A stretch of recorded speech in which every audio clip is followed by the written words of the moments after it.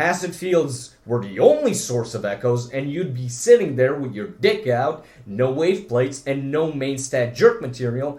Okay, let's do this. The ecosystem in Wuthering Waves is a hotly debated topic that many people have a lot of strong opinions about. In fact, the comment sections on a video on the topic are so full of definitive statements said so stubbornly, it leads me to wonder, how are these people brimming with confidence that is on par with an Indian guy's when he slides into a girl's DMs? There is no shortage of suggestions, and some folk out here are thirsting for them. Harder than I thirst for Cantarella, and that's saying something. Let's not, what do you have to say about that? I mentioned about how she was looking at Rover like he's a full course meal. Some people out here are having it rough, apparently. They're having such a rough time, they sound like they're about to rob their SO for some echo progression. Seriously, some of you sound like Sam Hyde. What you know about eating food with sticks? Y'all really don't know about eating spiders and worms with sticks, y'all. Hey! What these young boys walking around here know about eating worms and spiders with sticks? And others are about to sound like John Hatred himself. My name is not important. What is important is what I'm going to do. I just fucking hate this world. Before long, you will all be here if you don't take a chill pill. I get it, things are rough out here, but goddamn do some of you have high time preference. So calm down, bucko. We're gonna take it piece by piece. I eat my shit whole, I don't fucking take piece by piece. There's 8 ideas on the board to get into. However, before we do go deep in it, let's make something clear. The system isn't broken, okay? It's just not. The point of a system is what it does. Despite your frustrations, if you're throwing your opinions around in comment sections, odds are you're in the hamster wheel, which is where you're wanted. Surely, KURO has done plenty of work to figure out where on the sliding scale of ass pain they wanted their system. It's been in the oven and it's cooked. Not over nor under. It's where they want it. I guarantee you at one point you had to plus 25 an echo to roll for substats. And St. Tontus, he is now dead because I said that. He didn't even hear me. He just felt the disturbance in the chi and fucking flatlined. Can the system be improved? Of course. And I wouldn't be here if it weren't doable and there was no suggestions to look at. So, without further ado, let's begin. The first, most common, and most general suggestion is to just give us more materials to work with. This is more of a cry for help than a suggestion and is often born from understandable frustration with any bad rolls you may have with your RNG. However, let's take a look at what is already in the game and we'll go from there. Barring events or non-renewable content such as story and exploration, there is precisely one source of echo materials: tacit fields. So let's spread their cheeks to get a better look. Currently, for 60 wave plates aka 1 clear, you will get 4 epic and 4 ultimate echo XP tubes. You will also get 20 tuners and 4 randomized echoes depending on the Sonata sets in the field. These numbers mostly vary according to your account level and the slight amount of RNG, so you may get 3 tubes instead of 4. One of the most common things people say is that the amount of XP you get isn't even enough for 1 plus 25 echo. That's true. For a day's worth of wave plates, you will get 96,000 XP, which is little over plus 21. That being said, let's be realistic. You aren't going to do that unless you're stupid or lucky. 2 plus 25 an echo, you have committed to that echo as something you will definitely use until you hand in the divorce papers and move on to greener pastures. But that may be quite down the road or even never, depending on how good it is and how much of a brain-fried min-maxer you are. Throwing echo after echo into a blender because you couldn't get not only the substats you want, but also improved values will get tiring. So tiring, in fact, you will find the idea of eating broken glass and repeatedly getting kicked in the dick quite enticing. Therefore, most players, once they find a 6 or 7 out of 10 echo, they're never touching that slot ever again. But let's double back to that previous statement and analyze how much XP you're actually spending. We're gonna use only the echoes you get from a tacit field because if you farm the overworld, you're gonna outpace whatever KURO could ever give you, barring just giving you endlessly farmable XP, which we'll get to. So, you got your 16 echoes. Boom! The free costs are all mismatched elemental damage, defense, and HP main stats, while the want costs all give you defense and health on a DPS set. There you go. You just had a profit of 96,000 XP and 80 tuners. Conglomerations. But seriously, these rolls aren't the most fun thing in the world. Let's be generous here and give you 4 usable echoes with the main stats you want. Boom! You plus 5 an echo, it gave you flat attack. You plus 10 it cause, one dead roll isn't the death of an echo. And bam! Coming in clutch with an ace as the last man standing is flat HP. 1 dead roll isn't the death of an echo. 2 dead rolls is pushing it, but as long as you get your crit stats in an attack or energy regen, it's good enough. But back to back, in the first 2 rolls, it's gone. It's not worth the investment. This wasn't even a fling with no future. You no-showed at the first date. Here's the echo commitment chart in case you're interested. This is a game of numbers. You can have 13 different substats and each substat has 8 different values you can roll other than flat attack and defense, which have 4. So you really can't be knocking out the stats you don't want before the ones you do. Fucking duh, right? A no-brainer. Now take the rotation above and repeat it 3 times. You just spent 66,000 out of the 96,000 experience you got from those tacit fields. But those echoes could still be used to feed others. And whether you trash or feed it, doesn't quite matter that much. You get 75% XP either way. Since I gave you 4 usable echoes and you need exactly 80 tuners to give each echo 2 useless substats, the tuners are quote-unquote a non-issue other than the fact they're not as reusable as the XP is. Well, conclusions? What conclusion? It's just give me more stuff, the suggestion. Sure, I'm down for it. Give me more mats, more pulls, Cantarella on my schmeat. I want it all. Now that we've established a baseline of what resources we're working with, let's get into some tuning. Another suggestion, a simple one at that, from Ball Jesus himself.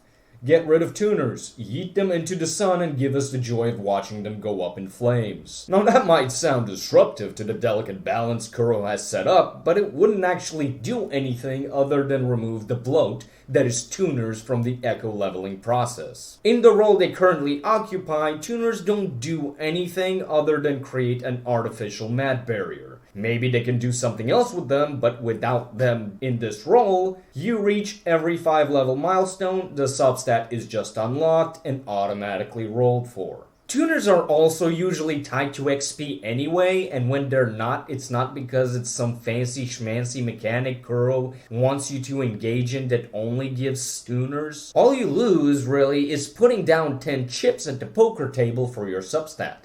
So, getting rid of tuners for substat rolls? I'm down. Wouldn't really do much to the system's balance or KURO's wallet because they don't really monetize tuners.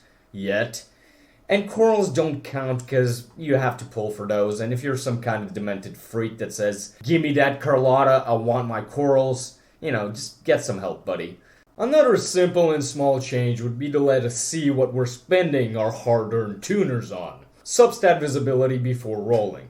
Not the value, of course, although I'd be dying to know how many inches of ass pain I'm getting with those flat stat boosts. This would be a fine enough addition as long as it's done with every substat unlock rather than being tied to echo level, so you can only see the next substat in the chain rather than the whole thing.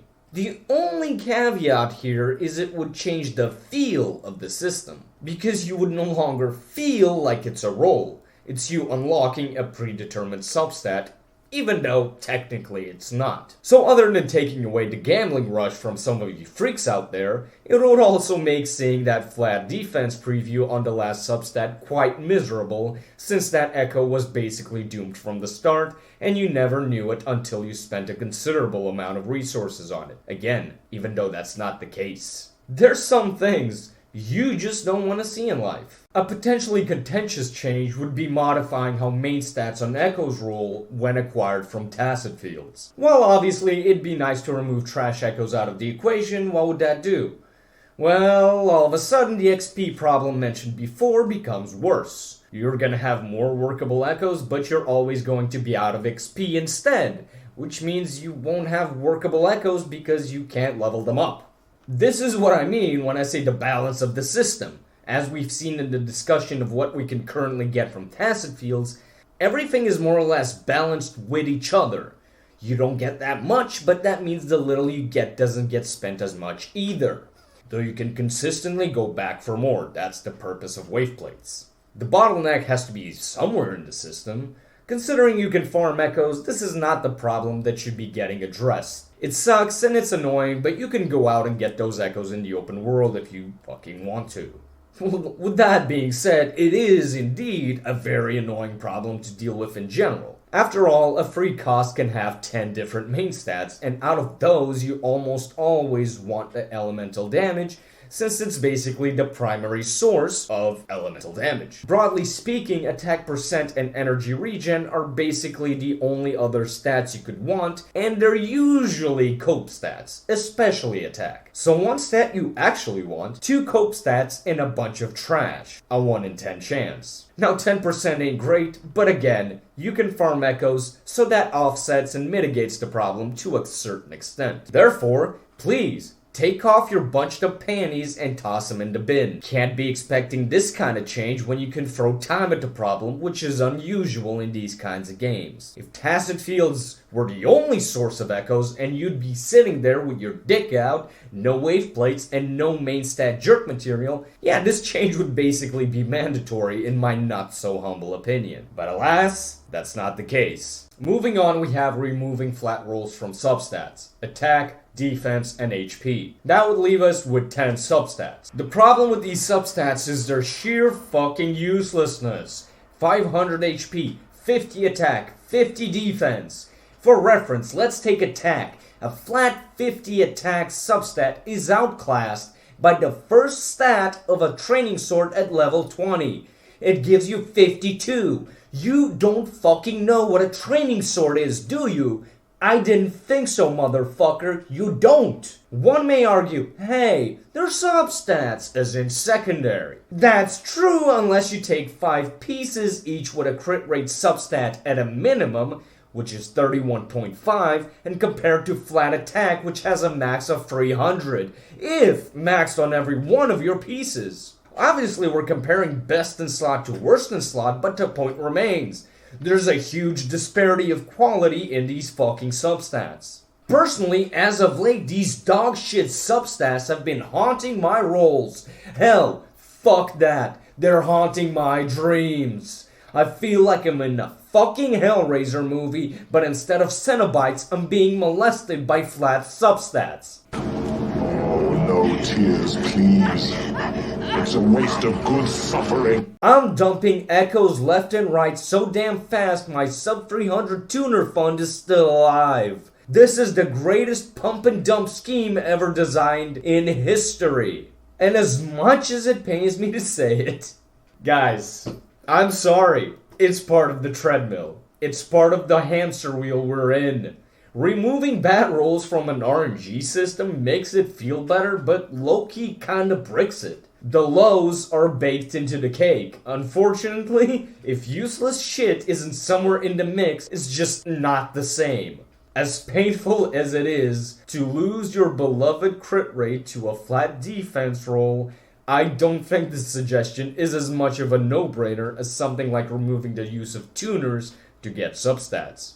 But we have more, and hell, we're not even halfway through. Fodder XP, now that's fucking exciting, isn't it? You know that lingering tunes mech abomination with defense as its main stat, catching dust in your treasure chest full of shit? Waiting for the next time you open the Echo Blender so you can put it out of its misery with a bunch of other useless garbage so you can acquire some more useless garbage? Yeah, just feed it to other echoes so they grow big and strong enough to handle those beefy substats. A good idea on paper, assuming you do 2 things. First off, get that goddamn XP value right. Let's try to do that. Leveling a golden echo from 0 to 1 costs 4 hundo XP. Trash echoes, by definition, have no value to us, so where do we put its value? Let's try 100 XP per echo. Okay, maxing out an echo would cost you 1,426 trash ones. Ain't that quite the number? That's almost half of our echo capacity. Let's assume you do some minor farming daily and get about 50 a day. With a food buff, it's pretty doable depending on your luck, but especially if you farm some instanced bosses such as Crownless or Jue, along with maybe a Tacit Field or two. That's 5,000 XP or 5 levels with some change from level 0. With those numbers, that's about a month's worth of daily farming, or more precisely about 28.5. But shit, what if you find usable echoes? Oh damn. Okay, let's be generous and say 10 of those echoes are usable. So we have 40 daily. That's 35.6 days. However, that's maxing an echo, which is stupid. What if we stick to the good and true plus 10 formula? That turns into a relatively manageable 165 echoes instead. You can knock that out with some overtime in 4 days. I don't know, still seems pretty steep. Well, personally, I think it's a perfectly workable idea. While setting it at 100 XP seems stingy, it's still something, and this kind of system should not become too overpowered, considering you could farm quite a few of these glorified tubes. Have you ever wondered how many echoes are in Huanglong alone? I'll put an image on screen from an interactive map. You can count them yourself if you want. Some folk have brought up burnout. Ooh, scary. As a counterpoint to this idea, the notion that you can't have endless farming of Echo XP because you'd play too much and get burned out. Well, that's a stupid thing to say, isn't it? First off, you can get burnout from damn near anything. The same way you can get burnout from too much play, you can also get burnout from not getting what you want, i.e. well-built echoes. And point 2 being that you can already, quote-unquote, infinitely farm echoes, so you can also get burned out that way, right? I am a diplomatic man, and I will proceed to counter both of those points. The first fatal flaw is that everyone knows and has experienced burnout at some point with some game.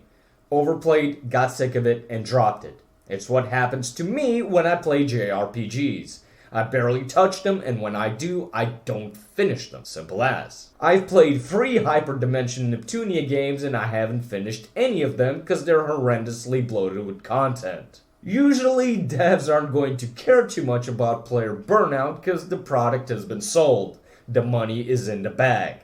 At that point, you can not play at all for all they care. Live service games, however, are different in that they rely on playtime over a significantly longer period of time, which is why adding systems that have the potential to not only oversaturate the game, but kill a player's incentive to play long-term are especially dangerous to the business model. The second fatal flaw involves a word I just used, incentive. Right now, going out to farm can reward you with usable echoes with the bulk destined for the underpowered trash compactor called the merging system. This significantly tanks a player's theoretical desire to go out farming, which would be completely reversed if echoes had more use than they currently do, which could, in theory, lead you to burning yourself out. All in all though, I still like the echoes as fodder idea, and keeping the reward at a paltry level would slot the system into an auxiliary role, which is all it should be. However, this suggestion cannot and will not exist without the next one. Buff the merging system. As it stands, if you were to add trash echoes as fodder without doing anything else, you will brick the merging system. It's just far too random to compete. Right now, echo merging works as follows. You take 5 echoes of your choosing, shove them in the blender as they kick and scream with their lingering tunes, healing bonuses, and mismatched body parts, and you get a shiny new echo with a chance for an extra echo. No matter what you shove in the blender, what comes out is always random. Simplest and best way to adjust the system is to remove some RNG via whatever the player shoves in the trash compactor. For instance, if you take 5 Cuddle Waddles, you can always get a Cuddle Waddle back. Or if you insert 5 Frosty Resolve Cuddle Waddles, you get a Frosty Resolve Cuddle Waddle with Glacio damage. Mayhaps, if all the echoes are of the same Sonata set, the echoes you get out of it will also be of that Sonata set. Make it a box you can check so those lingering tunes can still turn into a completely random echo that might actually be useful. There's honestly tons of things that can be done to the blending trash compactor salad, just so it can keep up and remain a competitive system with a potential echo as XP fodder mechanic. In fact, I think the system could use these features regardless of any other addition.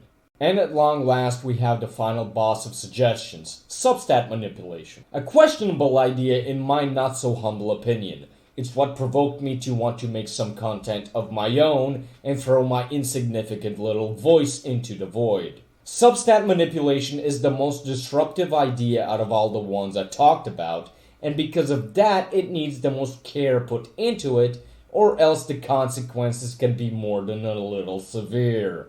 It also cannot be a nothing burger because then it's just a waste of fucking time. This is a mechanic that would need to hit the nail square on the head when it comes to balance. The main problem is where you put the fucking goalposts because a mechanic to be viable needs to be balanced and variable. Is the barrier to substat rerolls and selectors merely materials, or is there a hard cap to cockblock you from sitting in the echo menu throwing mats at the game? If there's a hard cap, then where do you put it? One substat selector? Well, cool, it's only getting used at the very end, so your mostly well-rolled echo doesn't get a flat stat at plus 25. 3 selectors? Okay, well, at plus 15 then. You'll jolly your way through the RNG game, and then at plus 15 you remove it from the equation other than the hard numbers themselves. If you're min-maxing, you just make sure the first 2 rolls are something that is useful to the character you're building, and then you get your meta stats on the other 3. Hard cap or not, that's probably what people will do anyway, because up to plus 10 it doesn't hurt your XP bank that much anyway, so might as well tackle RNGesus. Got some crit rate and resonance skill damage on an Echo for Carlotta? Boom, that's a lock. When you add rerolls on substats and their values on top of that, you're just turning the game into a slot machine. I know we're playing a gacha game here, but can we not turn it into a gamified casino with anime aesthetics? We already roll on these stats as is, can we make it so we play the actual game more, not less? This kind of system will just turn your game time into looking at menus, the experience. And let's think about those players that have damn good echoes and on a regular basis they venture out into the scary world of playing the game to perfect their echoes. If they're good enough, depending on where you put the goalposts of how much you can use these systems, they have no incentive to engage with the open world anymore. Players' playtime will always outpace the game content. What do you even do when you can clear the resets in a handful of days and clear the new content in a couple more? Perfect your echo sets? Okay. Then what the fuck do you do when that's a lock? What, are you going to build your Yoo-hoo? Turn into a Danjian main and no-hit all the tactical holograms? Are you going to learn how to play KURO on a competitive level? No, you're not. And I don't think you're gonna start building echo sets for all the characters you don't have yet unless they're, upcoming. Oh cool, I got a free Costiera Gale with arrow damage. Is something I say when I'm farming for characters I already have, not for Gion who I don't have. I'll keep it for when I do have him, but I ain't going to farm for him, and most players aren't either. It's like getting a girlfriend so you can have sex 3 months later. All in all, I don't really like this idea. KURO should be giving us more things to do in the game itself, not the fucking echo screen. So we've reached the end of all the suggestions I've seen. Some are better, some are worse, but hopefully I've shed some light on not only these ideas, but also some things that could be done to smooth out the roughness, because it's there. Not without reason or purpose, other than tuners, but it's there. I do, however, have another suggestion, and this one came from KURO TV. It was an off-the-cuff remark, but honestly a pretty good idea, so I wanted to expand on it. Simply put, his idea was making the shinies, as he calls them, have a little bit more to them than just being a skin. The random TDs you find in the open world that can spawn as their phantom version could actually have a purpose, because once you get the skin, they're basically irrelevant. Hey, maybe they guarantee you an echo drop that can already be on set, and be like plus 10 for instance. Or have part of their substats already visible and unlocked as soon as you reach their respective levels. And maybe they have no flat stats, and hell, maybe these echoes cannot roll them in the first place. I think it's not a bad idea, in fact, it's a very good one. That would add quite a bit of freshness to the farming process and the open world in general. When you're running your farm, you see a sparkle in the distance and go, oh shit, that's an enhanced echo. Let me get that ass, let me clap them cheeks. Add random elite enemies that can guarantee you their echo drop and mayhaps drops on mats. After you clear maps elites for the first time, regular mobs can spawn as an elite version for instance. Hell, add some spontaneity to the open world by making it so you can get ambushed by the Fraxides, or maybe those night assholes from Renacida, and those can give you some math. Say, you go out, you hunt some Fraxides, kill enough of them, and a special team gets unleashed on your ass to take you out. That'd be exciting. You ever played Warframe? You remember this fucking asshole? If you haven't, he's a special enemy that gets sent after you if you kill a boss. He would appear at random and could appear in any mission to take you out, and often would because he was OP as shit back in the day. Now that's an idea that can be expanded upon. And sure, there's balancing to do with the rewards and all that, but if KURO ever has this idea in mind, they could do the legwork themselves. They got a lot more resources than I do. The open world in Wuthering Waves is frankly fantastic, but I think it's a little underutilized. It could be much richer and much better. But unfortunately, that's a topic for another time. So let's wrap it up. All in all, I think the ecosystem in Wuthering Waves is largely okay. A solid 6 out of 10. It'll never be a dime simply because it's an RNG system and those hurt your anus. There's room for improvement, and I do hope KURO throws us a couple of bones other than the bonings we're currently getting on our rolls. If you're still watching, thank you for your time, and I hope it wasn't a waste. Good luck on your rolls, your polls, as well as life in general, and most importantly, have fun. Cheers, folks.